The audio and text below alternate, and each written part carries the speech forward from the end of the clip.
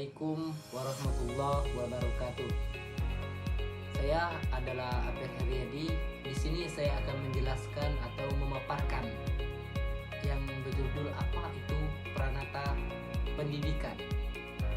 Jadi di sini Pranata Pendidikan adalah sistem atau struktur yang dibangun oleh masyarakat untuk mengatur proses pendidikan, baik itu formal dan non formal.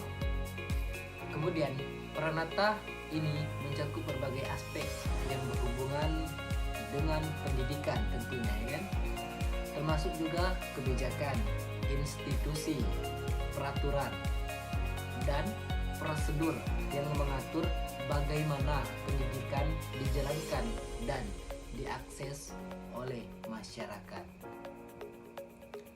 Di sini saya akan menjelaskan secara lebih rinci ataupun lebih terperinci tentang apa itu Pranata Pendidikan.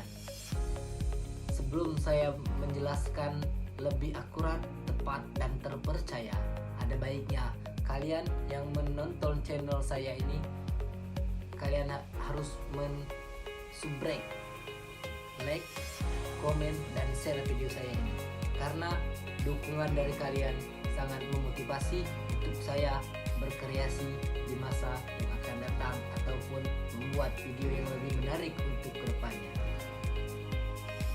Marilah kita saksikan apa itu Pranata Pendidikan. Check it. Baik, di sini saya akan menjelaskan secara lebih terperinci apa itu Pranata Pendidikan. Yang pertama, itu ialah institusi pendidikan. Apa itu institusi pendidikan? Institusi pendidikan seperti halnya yang mencakup sekolah, universitas, lembaga pelatihan, dan berbagai organisasi yang menyediakan layanan pendidikan. Seperti institusi-institusi ini adalah tempat di mana proses belajar mengajar berlangsung, seperti halnya yaitu tempat SD, SMA, SMP maupun universitas yang lainnya seperti UMB, UIN, dan masih banyak yang lain yang menjadi tempat untuk terjadinya hal belajar mengajar. Nah, kemudian yang kedua teman-teman, yang kedua ialah tentang kurikulum. Apa itu kurikulum? Kurikulum adalah rencana pembelajaran yang ditetapkan oleh pemerintah atau otoritas pendidikan. Kurikulum juga mencakup tujuan pembelajaran, seperti materi yang akan diajarkan maupun metode pembelajaran dan evaluasi ataupun seperti yang kita kenal ialah UAS, ujian akhir semester. Kemudian yaitu tentang kebijakan pendidikan. Kebijakan pendidikan juga mencakup peraturan dan undang-undang yang mengatur sistem pendidikan. Dan kebijakan pendidikan dapat mencakup seperti standar, maksudnya itu standar pendidikan, persyaratan kelulusan dan pendanaan untuk sekolah, serta hak-hak untuk siswa, siswi ataupun mahasiswa dan mahasiswi. Nah, jadi teman-teman, sekarang kita melanjut yang keempat tentang yaitu Pranata Pendidikan, tentang peran guru dan tenaga pengajar. Dalam hal pendidikan, peran guru adalah elemen yang sangat penting dalam Pranata Pendidikan. Mereka bertanggung jawab untuk mengajar, membimbing, dan mengevaluasi siswa. Selain itu, terdapat juga tenaga pengajar lainnya seperti halnya dosen, instruktur, dan pelatihan yang terlibat dalam proses pendidikan.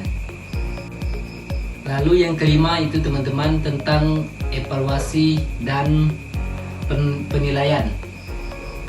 Evaluasi dan penilaian mencakup berbagai macam metode yang digunakan untuk menilai dan mengevaluasi kinerja dan kemajuan seorang siswa dan mahasiswa ataupun siswi dan mahasiswi. Yang digunakan untuk menilai dan mengevaluasi kinerja dan evaluasi siswa. Sistem evaluasi ini bisa berbentuk ujian, tes, maupun tugas dan observasi. Kemudian yaitu yang keenam tentang sarana dan prasarana. Dalam pranata pendidikan, sarana dan prasarana sangatlah penting untuk halnya seperti terjadinya hal belajar mengajar.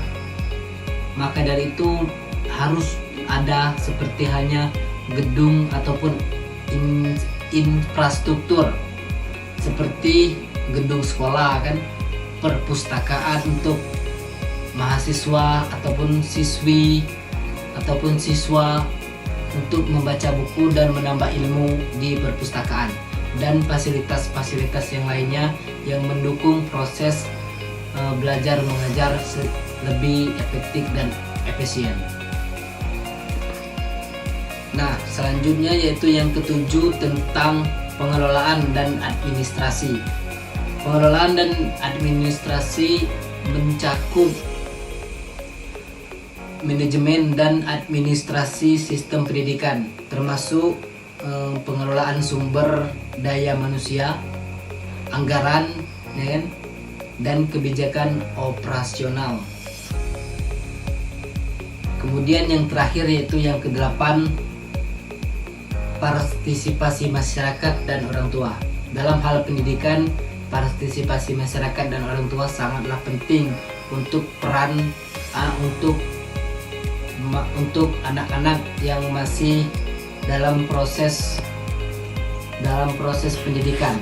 Mereka dapat berpartisipasi melalui komite sekolah, kegiatan ekstrakurikuler, dan dukungan terhadap kebijakan pendidikan.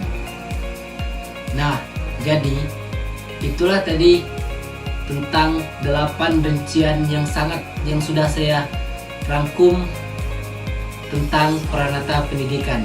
Jadi lebih singkatnya, pranata pendidikan itu berfungsi untuk memastikan bahwa proses pendidikan berjalan secara teratur dan efektif, serta dapat diakses oleh semua anggota masyarakat. Sistem ini juga berperan dalam bentuk kualitas pendidikan dan hasil pembelajaran yang dicapai oleh siswa ke depannya agar mereka menjadi manusia yang sukses, pintar, dan bisa memajukan negara Indonesia. Setuju? Takbir! Allahu Akbar!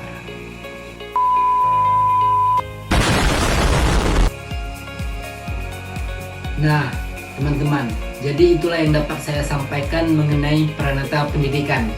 Jika ada pertanyaan ataupun mengganjal di hati para subscriber saya ini, tolong chat saya secara pribadi. Link WA saya terahkan di bawah.